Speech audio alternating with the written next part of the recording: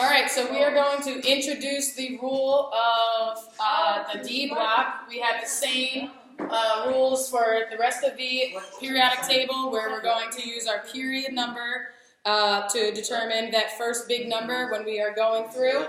So for the D block, you're going to take the period number and just subtract 1. So let's see an example of how we can apply that.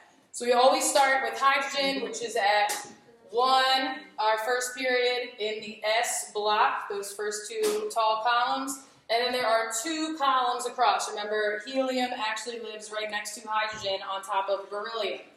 So 1s2, that's the end of our first period. We have 2s2, which brings us to beryllium. We keep going across the second period.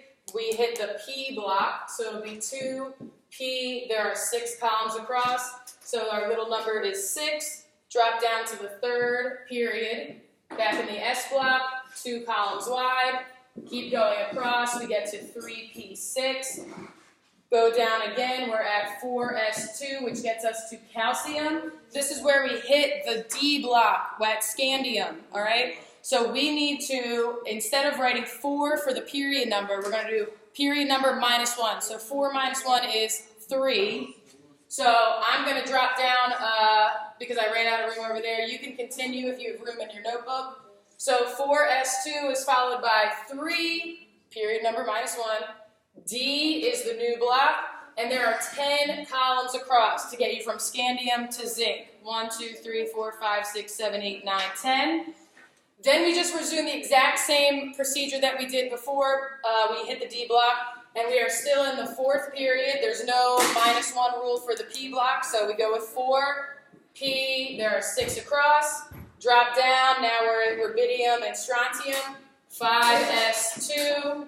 We hit the D block again, and we want to go from yttrium to silver. So silver is not the last stop on our D block. So we want to go period number minus 1, which is 4D.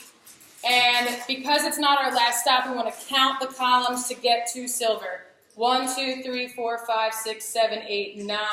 When we're counting these columns, you want to make sure that you're starting at the beginning of whatever block you're in. So because silver is in our 9th column, our superscript number is 9.